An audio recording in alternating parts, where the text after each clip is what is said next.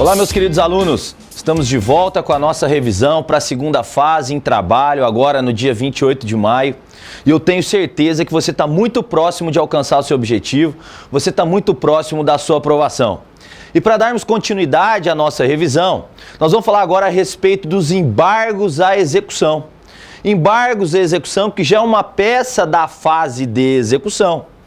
Embargos à execução, que é uma das defesas do executado em face da execução trabalhista. Lembrando, pessoal, que a execução trabalhista, ela está regulamentada ali nos artigos 876 ao 888 da CLT.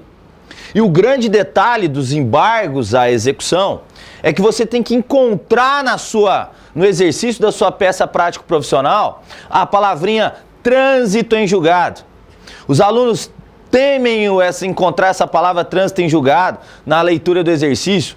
Eu já penso um pouco diferente deles. Eu acho que se eles encontrarem a palavra trânsito em julgado, a expressão trânsito em julgado, ali no seu exercício, na leitura do seu exercício, levanta a mão pro céu, Jesus, obrigado, não precisava disso tudo não. Por quê? Porque todas aquelas peças prático-profissionais anteriores ao trânsito em julgado, reclamação trabalhista, defesas do reclamado, recurso ordinário, recurso de revista, embargos no TST, todas essas peças já ficaram para trás. Você já eliminou todas essas peças, porque após o trânsito em julgado, só pode ser exigido de você alguma peça da fase de execução.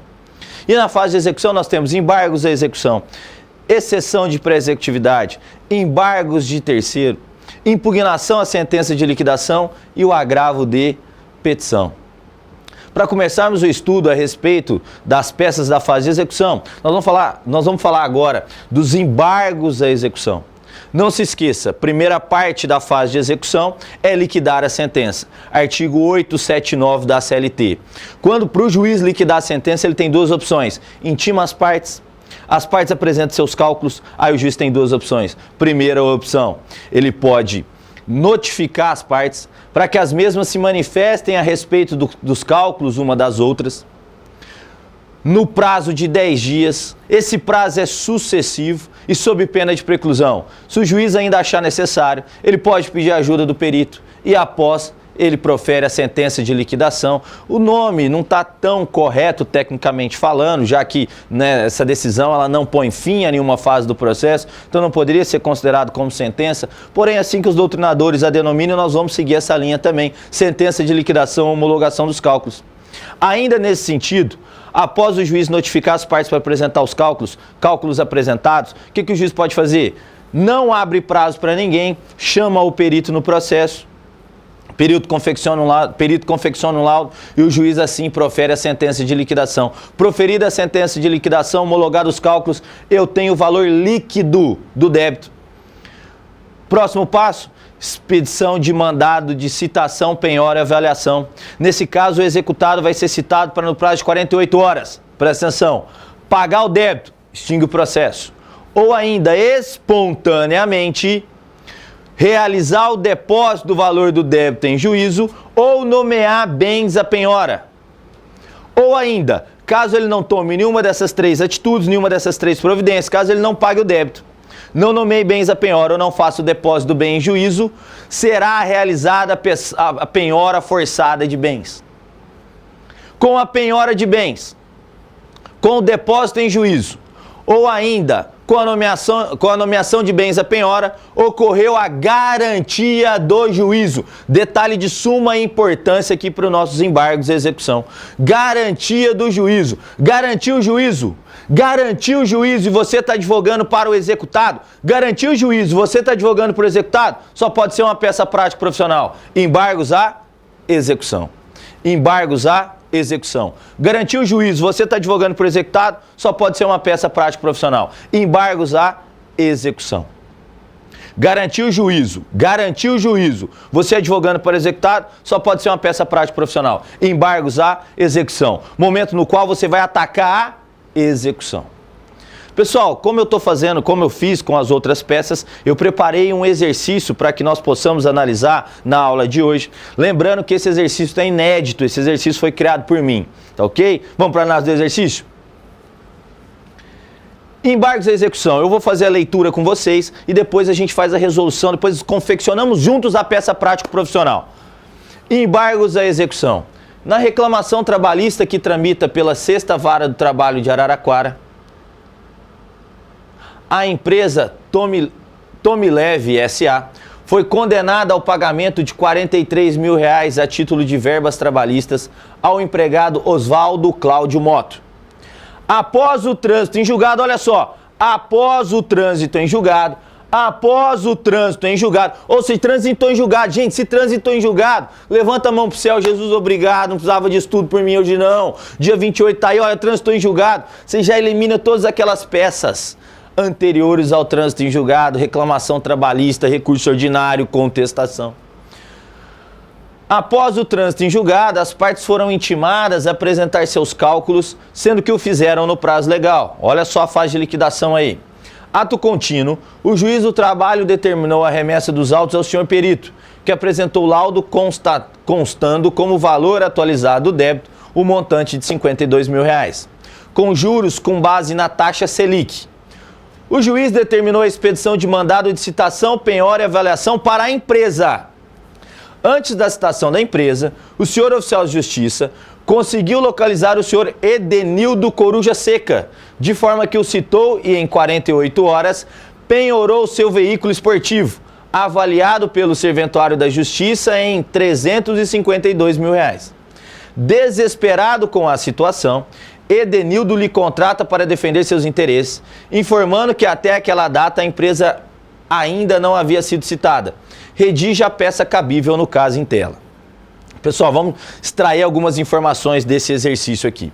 Primeiro, teve trânsito em julgado? Teve. Então eu já tenho que pensar numa peça da fase de execução.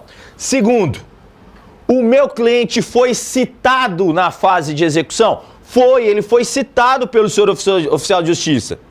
Ô Douglas, mas tudo indica que ele não era parte legítima. O mandado de citação foi expedido para a empresa. Sim, eu concordo com você. Todavia, ele foi citado. Se ele foi citado, ele passou a fazer parte da relação processual. Se ele passa a fazer parte da relação processual, ele tem que apresentar sua defesa, pelo menos técnica. Ele tem que indicar para o juiz que, ó, seu juiz, seu capa preta, eu não sou parte legítima para figurar no polo passivo dessa execução. Eu não tenho dívida com ninguém. Quem tem dívida é a empresa da qual eu sou sócio. Eu ainda não tenho dívida com ninguém. O mandado de citação, penhora e avaliação foi expedido para a empresa. O senhor oficial de justiça, por algum motivo que eu não sei o qual, encontrou o proprietário da empresa antes de citar a empresa e acabou citando o proprietário. Agora, o proprietário, a partir do momento que ele é citado, o Coruja Seca, que a partir do momento que ele é citado, e ó, Coruja Seca é homenagem ao meu aluno que está assistindo essa aula agora. Coruja Seca, grande beijo no seu coração, meu irmão, tamo junto sempre. Fica bravo com a brincadeira não, tá? Coruja Seca foi citado, mas ele não era parte legítima a figurar no polo passivo. Tudo bem, ele que alega a ilegitimidade de parte. Outro ponto importante aqui, com relação ao laudo apresentado pelo perito, o perito utilizou a taxa Selic para cálculo dos juros. E a gente sabe que nesse caso não se aplica a taxa Selic, é outra tese que você deveria argumentar nos seus embargos à execução. Além do excesso de penhora, a dívida foi atualizada em R$52 mil. Foi penhorado um veículo aí do Coruja Seca, tá bem, Coruja Seca? Foi penhorado um veículo aí do Coruja Seca de R$352 mil. Após a compreensão do exercício, vamos agora para a confecção da peça prático-profissional. Na tela, por favor, primeira parte da peça prático-profissional. Pessoal, a gente sempre eu começo qualquer petição endereçando. Tem que ter um endereçamento. E o endereçamento, ele informa, ele descreve, ele aponta quem que é o juiz competente para processar e julgar aquele processo.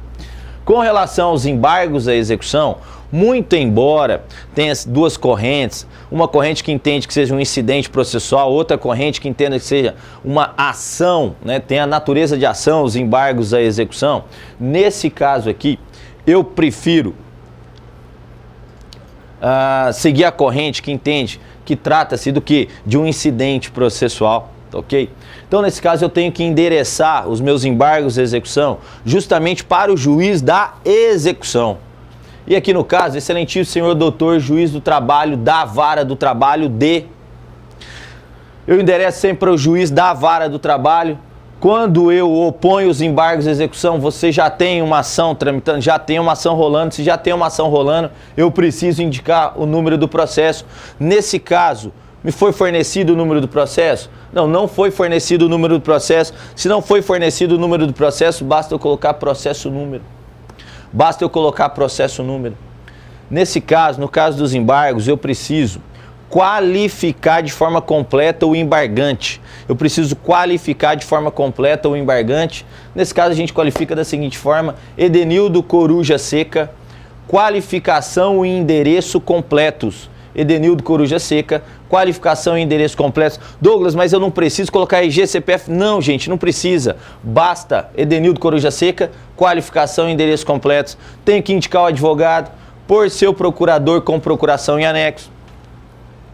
Com fulcro no artigo 884 da CLT, o artigo que fundamenta a oposição dos embargos, que autoriza a oposição dos embargos, é o artigo 884 da CLT.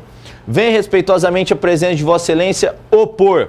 Opor, o verbo que eu uso é opor. Opor o quê? Embargos à execução. Opor embargos à execução. Esse é o nome da peça. Lembrem-se, o nome da peça eu quero numa linha separada, centralizado, caixa alta, totalmente destacado.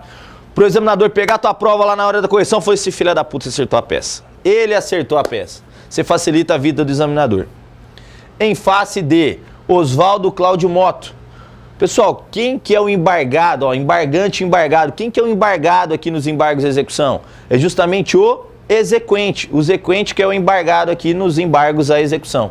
Em face de Oswaldo Cláudio Moto, pelas razões de fato e direito a seguir expostas. E a gente dá continuidade à nossa peça prático-profissional. Dos fatos. Os fatos, eles são opcionais. Porém, se você faz, você acaba dando a maior coesão e coerência à sua peça prático-profissional. Mas só fazer também não gasta muita linha com isso, não. Dos fatos. A empresa da qual o embargante é sócio foi condenada ao pagamento de 52 mil reais, sendo que o senhor oficial de justiça, antes de citar a referida empresa, o citou, bem como efetuou a penhora do seu veículo, avaliado em 352 mil reais. Na sequência, por favor. A primeira tese que nós deveríamos arguir aqui nos nossos embargos à execução é a ilegitimidade do embargante. O embargante não é parte legítima para figurar aqui no polo passivo. O embargante, na verdade, ele não guarda nenhuma relação até aquele momento com a execução. Quem guarda relação com a execução é a empresa do qual ele é sócio proprietário, mas ele ainda não guarda nenhuma relação. Então ele deve alegar o quê? A sua ilegitimidade de parte em preliminar da ilegitimidade passiva. Opa, Douglas, espera aí. Mas nos embargos à execução eu posso alegar ilegitimidade passiva, ilegitimidade de parte, que é uma das preliminares do 337? Pode, gente, pode. Por quê? Porque nos embargos à execução, de acordo com o artigo 917, inciso 6 do CPC, eu posso alegar qualquer matéria que eu poderia ter alegado na fase de conhecimento. Lógico, né, pessoal? Qualquer matéria que eu poderia ter alegado na fase de conhecimento que ainda não foi alegada no processo, que ainda não foi discutida. Haja vista que aqui eu já tenho uma sentença, nesse momento aqui dos embargos, eu já tenho uma sentença transitada em julgado. E eu não posso alterar essa sentença. Eu não posso modificar essa sentença. Porém, se a ilegitimidade de parte ainda não foi alegada no processo e poderia ter sido alegada na fase de conhecimento, logo ela pode ser alegada aqui nos meus embargos de execução. Artigo 917, inciso 6 do CPC. Haja vista que as matérias a serem alegadas nos embargos de execução, elas estão no parágrafo 1º do artigo 884 da CLT e nos incisos do artigo 917 do CPC. Olha como é que ficou nossa tese, lembra? Para cada tese, um tópico, cada tópico, 3 parágrafos. Olha só como é que ficou nossa tese. Da ilegitimidade passiva. O embargante foi citado na fase de execução, nos presentes autos, entretanto não guarda nenhuma relação com a relação processual do referido feito, sendo que o mandado de citação foi expedido em nome da empresa da qual é sócio. O que eu fiz aqui, Douglas, no primeiro parágrafo? Eu apenas transcrevi as informações que o exercício me deu. Primeiro parágrafo dos fatos, eu apenas transcrevi as informações que o exercício me deu. Segundo parágrafo, que é justamente do direito. O embargante não é parte legítima na relação processual, nos termos do artigo 337, inciso 6 do CPC. E por último, para finalizar a nossa tese, diante do exposto, requer a Vossa Excelência seja extinto o feito sem resolução de mérito em face do embargante, nos termos do artigo 485, inciso 6 do CPC. Lembrem-se, toda vez que eu alegar uma preliminar do 337, em regra, a consequência dessa preliminar é justamente a extinção do feito com base no artigo 485 do CPC. Toda vez que eu alego uma das preliminares do 337, em regra, a consequência da alegação dessa preliminar é justamente a extinção do feito com base no artigo 485 do CPC. Próxima tese, por favor. A próxima tese que nós teríamos que atacar, que alegar, que arguir aqui nos nossos embargos de execução é justamente a taxa de juros utilizada pelo senhor perito. O senhor perito utilizou a taxa Selic, mas nós sabemos que nesse caso eu tenho lei específica que trata do assunto, então não poderia utilizar a taxa Selic. Eu teria que utilizar o quê? Como base legal, o artigo 39 da Lei 8.177 de 91, que é que trata da forma da aplicação dos juros na fase de execução, no cálculo na fase de execução trabalhista. Então, para cada tese, um tópico, cada tópico, 3 parágrafos dos fatos, do direito, do pedido. Olha só, pessoal, da taxa de juros. Durante a liquidação da sentença, o juiz homologou o cálculo apresentado pelo senhor perito no valor de R$52 mil.